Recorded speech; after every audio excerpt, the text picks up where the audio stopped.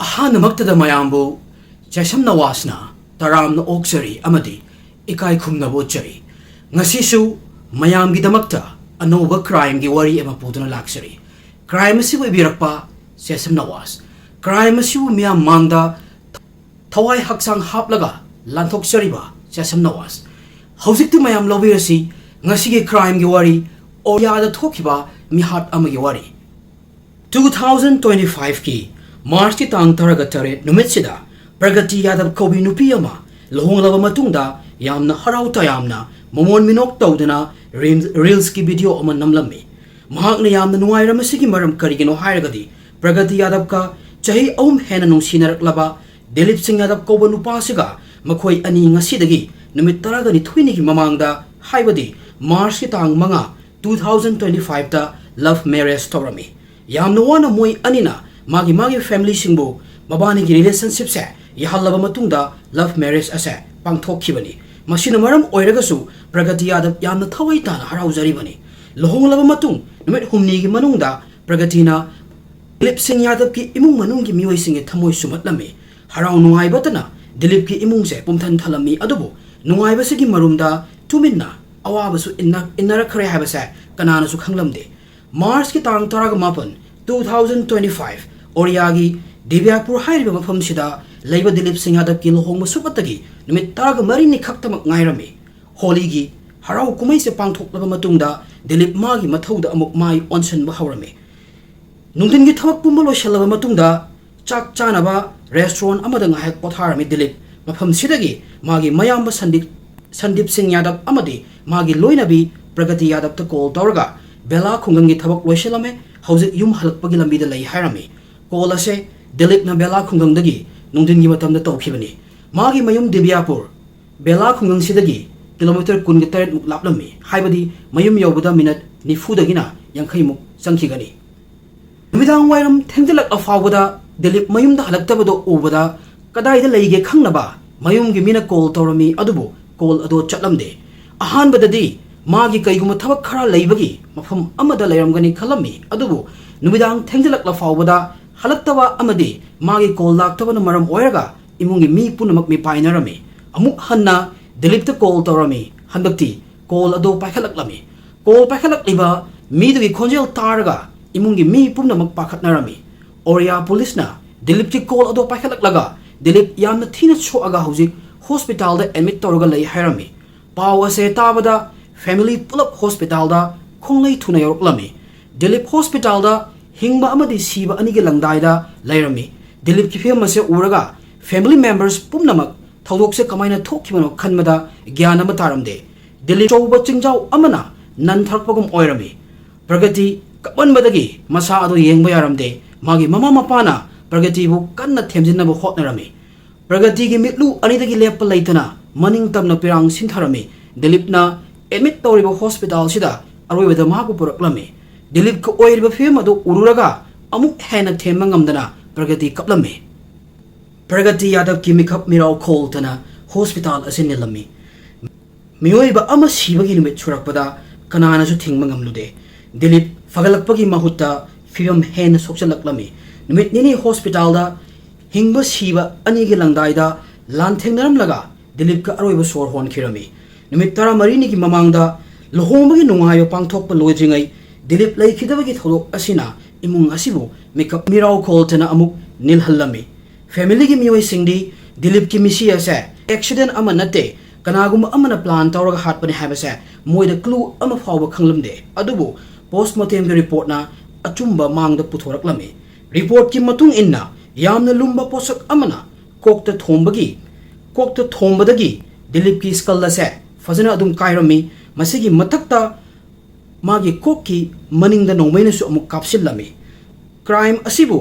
तौरमलिबा मोंग असे उरगा इसेंग सेंगलमी मदुदी मसे इचम चंबा पोचै हुरानबगी केस अमदि नत्ते हाबसे अदुबु थौदोकसे दिलीप की इमुंग मनुंग मक्तगी मियोइना कंस्पिरेसी तौरगा तोहनबनी हाइबसिनी ओरिया डिस्ट्रिक्ट लैबा सही कुनमाथोय सुरबा दिलीप सिंह यादव मागी मयामबा अहुम संदीप अक्षय अमदी सचिन पुल्लगा मोइगी मपा सुमेर सिंह यादव ना हदोकलंबा हाइड्रो क्रेन की बिजनेस से तौरमी मोइगी मपा सुमेर सिंह यादव की हाइड्रा मशीन 12 अमदी क्रेन मशीन तरा लेरमी उत्तर प्रदेश की डिस्ट्रिक्ट मरीदा मोगी थबुकसिंग असे सूरगा लेरमी पैसा पाइरबा दिलीप की इमुंग से हौजिक्ति अमुक हराउ नुंगाइबगी मतम लाक्लमी मरम कइगिनो हाइरगदी मार्च की तांग मंगा 2025 ता दिलीप फाफुंदा लेबी प्रगति यादव का लुहोंगबगी नुमित ओइरमी क्लास 12 फावतम हौरबी प्रगति अतई कनासु नत्ते दिलीप की मयाम्बा संदीप की नुपी की मचन नुपीनी दिलीप का प्रगति का सही अहुम हेन्ना नुंगसी मरी लेनरमी अदुम ओइनमक दिलीप प्रगति का लुहोंगनबगी दमक्ता मा मसागी इमुंगबु यानबु होटनबा तारमी मरमदी दिलीप की इमुंग मनुंगना दिलीप अमदी प्रगति की मरी सिगी मतंगदा कईमत खंगलमदे सोमदा दिलीप की फैमिली ना मागी नुपी थीबा हौरमी मखोई अनी की नुंगसी मरी से दिलीप की फैमिली ने खंगलकपदा यारमदे मरमदी इमुंग अमगी नुपी अनी मौ ओइना युम अमदा लाकपा दिलीप की फैमिली ना पामलमदे अदुम ओइनमक प्रगति ने दिलीप ता ओइनिंगबा ओइसनु लुहोंगबा तारगदी नंगल लुहोंगनी हाइरमी दिलीप नसु पामिसे मसीनी अरोइबदा मोय अनी की अनम कनबा मतौसिदा इमुंग सिंगना मोय अनी की नुआइबगी खल्लगा लुहोंगबा से यारमी मखोई अनी की रिलीजन की चटनबिदा मार्च की तांग मंगा 2025 नुमितसिदा दिलीप अमदी प्रगति लुहोंगलमी लुहोंगबा असिदा दिलीप अमदी प्रगति यामना हरावरमी नुमित हुमनी की मनुंगदा प्रगति की नुंगसीबा अमदी मागी मओंग मतौसिना इमुंग सिगी मियोय पुनमकी थमोय सुमलमी अदुबु दिलीप अमदी प्रगतिदा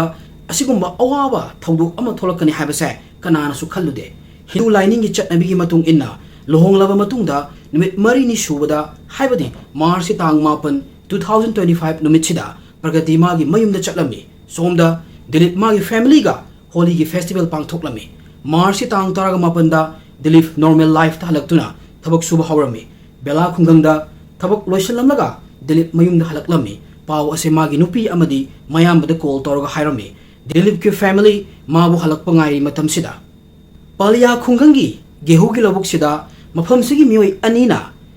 नुपा अमा यामना मओंग तादना तारगा लैबदो थेंगनरमी तादुना लैरिबा नुपा से सिरे खनबदगी नुपा अनी से कीदना मफमसिदगी चलकलमी यामना पुदुना अमुक नुपा अनीदो तादुना लैरिबा नुपा सिगी मनाक्ता लाक्लमी नुपा असिगी फिबम थीना सोकपसे उरगा खुंगंसिगी मियोय सिंग असिना पुलिस ता थदोकसिगी मतांगदा पाव पिरमी पुलिस यामना थुना एम्बुलेंस का लोइदना मफमसिदा यरोकलमी मेडिकल की मीना नुपा से चेक तौबदा सोर होलगदी लैरमी थिन थबा तौदना हॉस्पिटल दा पुरकलमी अमसुंग लाइंग बहौरमी पुलिस ना दिलीप सिंह की मसादा करी करी पोसक यावगे हाइना चेक तौरमी नुपा सिदगी फंगबा फोन सिदा कॉल अमा लाक्लमी पुलिस ना कॉल से पाइखतपदा कॉल तौरकलिबा इमुंग से दिलीप की फैमिली ने दिलीप की इमुंग मनु इलांग लांगलमी अमसुंग यामना थुना हॉस्पिटल दा चेनरकलमी मफम से यौरगा दिलीप की फिबम से उबदा मयाम से अवाब अमा ओइरमी डॉक्टर ने पुलिस ता दिलीप की मकोकता अरुंब पोटना कायरक थोमकी अमसुंग नोंगमैनसु मकोकता काफी हाइरमी पुलिस अहानबददी केस असे एक्सीडेंट नि खलमबने पुलिस ने दिलीप की इमुंगदा दिलीप का नुआयनदबा मी लैब्रा हंगलमी मदुदा दिलीप की इमुंग मनुंगी मीना लैते मादी यामना चंबा मीनी मागी मथौ तमक पांगथोकलगा लैबा नुपानी दिलीप का मी अखतनखिबा नुआयनदबा अमत लैते हाइरमी केस असिगी मतांगदा इन्वेस्टिगेशन हौनबा दिलीप की फैमिली ना FIR अमा पालमी रिपोर्ट की मतुंग इन्ना पुलिस ने इन्वेस्टिगेशन हौरमी दिलीप की असोकपसे यामना का हेनखिबना नुमित निनी की मतुंगदा हाइबदी 21 मार्च 2025 ता दिलीप सिरमी फैमिली की ख्वाइदगी इतोन तोनबा मचानुपा दिलीपना मफम मतम चादना लैखिदबासिदा दिलीप की इमुंग मनु मिकअप मिराव खोलतना थलमी मसिगी सुमथक्ता दिलीप की लोइनबी नौना लुखरा ओहरबी प्रगति यादव की खल्लगा दिलीप की फैमिली अवाबदा अवाबा हाइबदो ओइरमी सही कुन सुरबी प्रगति मपुरबा लैखिदबगी थिंगबा ngamdana kapsarami पोस्टमार्टम की रिपोर्ट लाक्लमी दिलीप पु मिहाक थीना हाथेबगी रिपोर्ट असे उबदा पुलिस अलर्ट ओइरमी वहंग पहंग तौरबा मतुंगदा पुलिस ना थोदोक असे दिव्यापुर अमदी बेला खुंगंगी मरकता थोखिबने हाबसे क्लियर ओइरमी थोदोकसिगी क्लू फंगनबगी दमक पुलिस ना त्रिनेत्रा सिस्टम सिजनरमी ऑपरेशन त्रिनेत्रा यूपी गवर्नमेंट हौदोकपा स्कीम अमनी मसिदा कैमरा कया अमा crime hotspot dark spot highway अमदी मफम कया अमदा इंस्टॉल तौरमी कैमरा मयाम से पुलिस कंट्रोल रूम को लोइनमक कनेक्ट तौरमी पुलिस ना सिस्टम असे सिजनरगा दिलीप ना युमदा हलकपगी लंबी से चेक तौरमी अमसुंग दिलीप का मयाम बगा wari sanakhiba location gi akoibagi camera footage singsu check torami police na camera mayam se check torikan tanja sida palia village chatpalambi de install towa camera sida Dilip Nupa aniga bike amada tonga chapagi footage phanglami Dilip ka chapminariba nupa ani se kanana khangdok amagidamak tijinba horami police na phangba report ki matungina moi ani sigi manungda nupa amadi yamna tamthiba criminal amani ki mamingna Ramji Nagar kawi achau crime tawbagi jail da kairak changrabani matam sida mahak bail da laibani yamna thuna police na Ramji bu thiraga farami aduga wahang pahong torami ahan bada Ramji kaigumba ama fawba hadok lamde police na moi investigation khu tawse tawbada Ramji na Dilip hanaba Anurag Yadav kawa nupa amadagi contract phanglami hairaki Dilip ki family na Anurag kawa mi amada khangde haina police na hangbada hairami masi tabda police sungaklami police Anurag Yadav pu thiba hawrami amasung criminal Ramji gi mateng dagi Anurag Yadav pu phanglami case asi icham chamba amoiramde Anurag police na hek fabaga police ki team ama Dilip ki yumda laklami mafam se yorakpada Dilip laikhidabagi imung ase awaba nungaitaba phongdokpagi imung siga khangna chanaba laikai sigi mioi kaya ama Dilip ki family members singa punna phaminarami police officer na Dilip ki nupi pragati bu kauthoklaga kaigumba khara hanglami Dilip ki imung manuna case sigi investigation gi part amo oina wahang pahong tori ni khalami adubu nupa police singa punna lakminaba nupi police na pragati gi khudang pairaga mabu pubudo Dilip ki imung manungna urami masidagi mafambuda lairamba Dilip ki family amadi atopa laikai gi mioi singa do saurami police ke lambi thinglaga imung sigi mau pragati bu kaigino na khoine hack ta purga chatliba se hanglami police na pakum per ko matamda mafam sida lairamliba mibum khudimak thajaba amatangam lamde police na yamna mayek sengna Dilip misigi conspiracy plan tobada magi loinabi aduga yum sigi na mau prakiti yadab su saruk yarami haraklami ahan bada imung sigi khwaidagi iton tomba machanupa sikhiba aduga haujikna amuk ma sibada imung sigi mamau nupi gi khut yawi tabada Dilip ki imung manung se yamna sathina gyan tadaba amadi mathong maram khangdaba haibado oirami thorok liba thodok se wakhalna lambada wana thoklagadaba ngaktani kaigino hairagadi pragati chahi hena nungsinarklabani masigi sumathakta imungi apambagi mayokta masana pamjaba khoidajaba nupa Dilip Singh Yadav ka anoba punsi amada hingminarani haiduna numit 15 gi mamangda luhongkhibani haujingna amuk pragati masana magi mapurababu amuk hatlame masigi murder case mapung phana gyan tanaba matokram thodok se thori khangnaba ngasidagi chahi manga gi mamangda haibadi 2020 dagi amuk wari se haurasi 2020 fafunda laibi pragati Yadav ki imung sidagi meter chamarom chatlaga Anurag Yadav kawa nupa ama lairami sahi kunapan suraba Anurag Yadav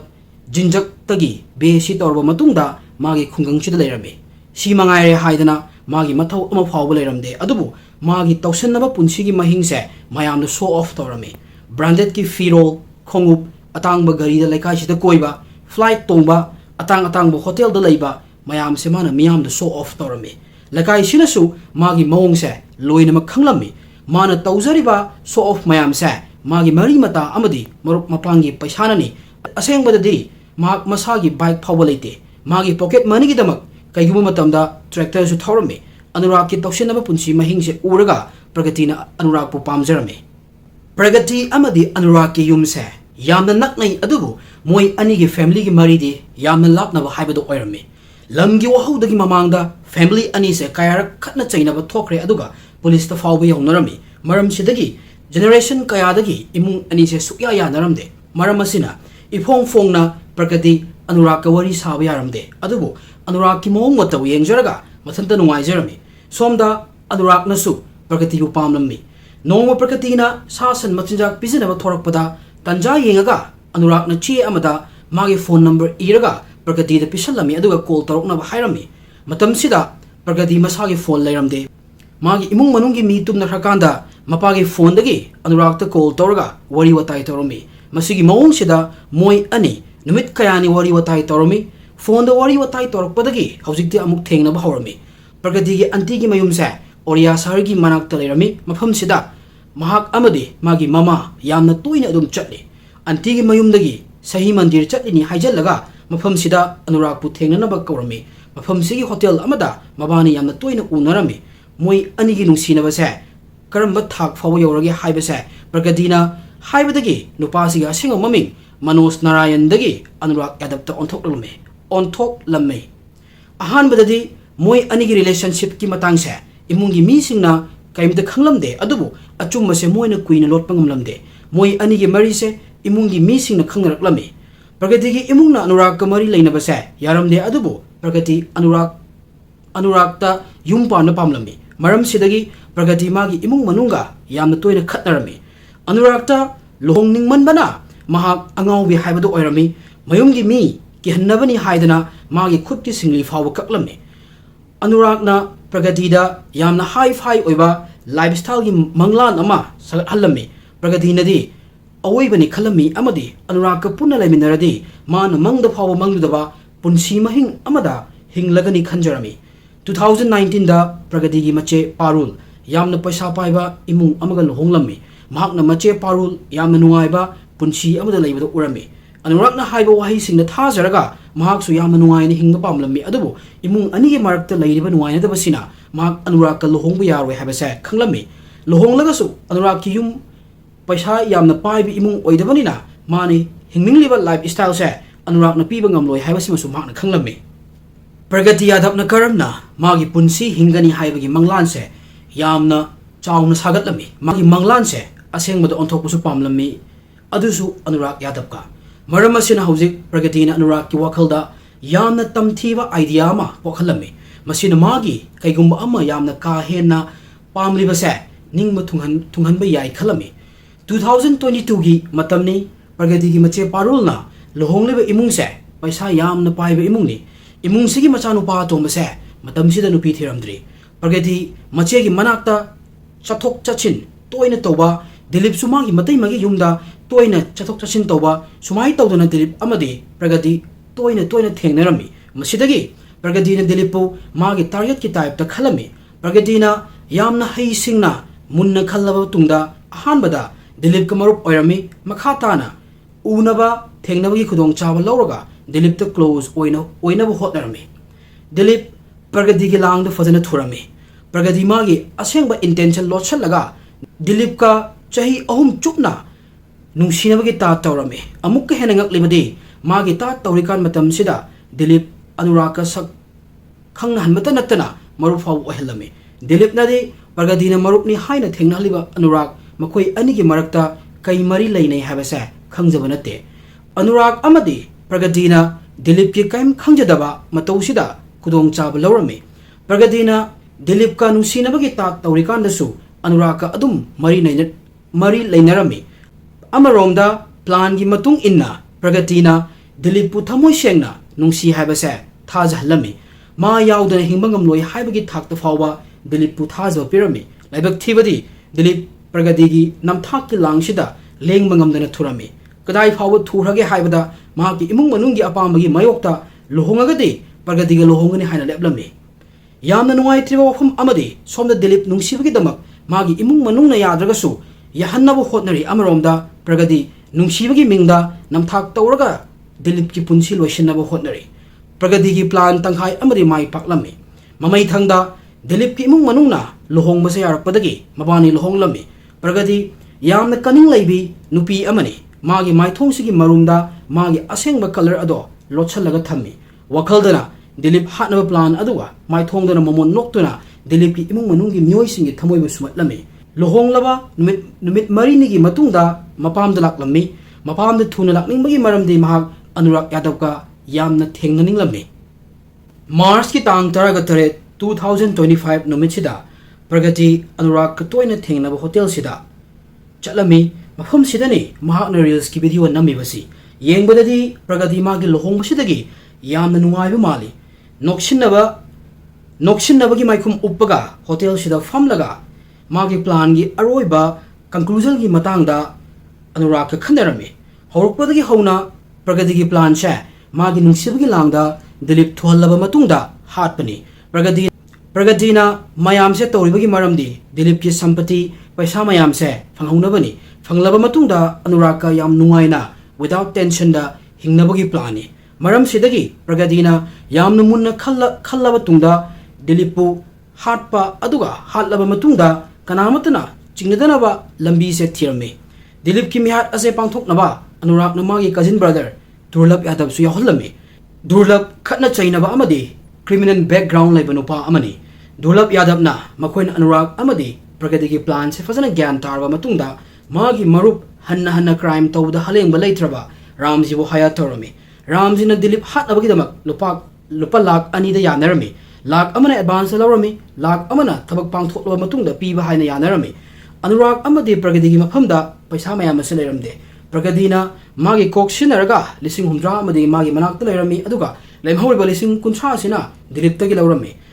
Mana yamna nungsijaba magi nupi oigadawribi Pragadina magi kokta kai khalli haiba khangadaba Dilip kaiguma klu ama phawba leiramde madudi mahangna pihiba paisa sina mabu hatpada sinarakani haiba sini nakan amada Pragadina lakh amadi arrange tawrami aduga nakan amaromda Anurag na lupa lakh ama arrange tawrami lakh anisi moigi khutta leire haiba kanda Dilip hatpa conspiracy da punna mioi manga yaurami mioi sing adudi Anurag Pragadi Durlab Yadav Ramji amadi magi marup sibamni moi manga na tanja ngaiga leirami karamba tanja no hairagadi moi na murder je pangthokaba matungda Dilip ki misi ase murder nattabida action oina mayamna ubagi plan ama 19 March 2025 numitchida Dilip bela khungangdagi thabak loiraga Pragadi da wari sarami wari hek loibaga Pragadina Dilip ki location che Anurag ta hairami Anurag na amuk makoi ahum haibadi Durlab Ramji amadi Sibam puraga Dilippu masak taknaba Dilip na leiriba mafam du fawo puraklami aduga Dilippu masak taklamlaga mafam sidagi halaklami somda moi ahum Dilip ki matung innarami Dilip ki matung sum innarakpana lamahang amada Dilip ki Hydra machine adu khamaga moi gi car lambida yaraktre mateng pangbiu hairami Dilip na kadai waida yadabano hanglami masidagi mafam utnaba Durlab amadi Ramji gi marakta famlaga Dilippu bike amada location utpagi namada Palya khungangi gehu gi lobukta puraklami Ramji gi marup Sibam atopa bike amada mafam laklami mafam sida Dilip na akoi badu yengbada car uramde mahak na kaimta khanthaba nangdrikanda makoi ahum na Dilip te attack torami ahanbada Dilip pu fazana furami masigi matungda nongmai gi maningna makokta hanjan thomlami tanja sida Durlab na sauraga local pistol na makok ki maning thang masarukta nongmai na kaplami Makoi ahum na Dilip se siraboi khanbadagi gehu gi labukta adum lang thoklamaga makoi ahum mafamdagi chatkirami Dilip khudakta siramde moina fubadagi magi iskalado kairami amadi brain dead oirami hospital da numit nini like narmalaba matungda Dilip ki aroiba sor hon kirami Anurag amadi Pragadigi plan gi matung inna yamna haisingna mogi plan ado pangthokirami adubu police na phangkiba CCTV footage ki matengna thodok asida yaukhiba miyoising matang farami Ramji Anurag amadi Pragadi phabagi pau tabada Durlab amadi Sibam lot khirami makoi anigi likhun pirakpa ngamamida lupa lising kunmanga pigani haina phawa lauthokami police na aduga police ki check post kaya amasu hanglami mamai thangda March ki tang 2025 ki numidangda makoi ani ase Sabaspur Bambagi mafamsida hangba police check point se cross to na hotnerami police na moi anigi masak khangbadagi khamna hotnerubada kanna thorami amadi police ta nongmai kapsilami police na hallaga moibu tanarami aduga makoi anibu makoi gi makhongda nongmai na kaplo matungda farami police na makoi ani dagi pistol ani kaptriba maru mobile ani bike ama Aadhaar card amadi paisa oin lupa lising ahum phanglami Dilip Singh Yadav ki mihat ta chenaba accused manga mak police na loinamak farami police na faro matungda makoi manga ase tongan ma section gi makhada charge kaya ho palami hauji thodok ase thokiba kuidribani na hairiba matter ase court ta lei ka court na su matik chawa Dilip Singh Yadav hat khibagi punishment se makoi manga da pifam thoi haina khali ngasini mayam ngasi gi agi crime gi warisi ngasi di matang ngasi da lo shenjarge thank you everyone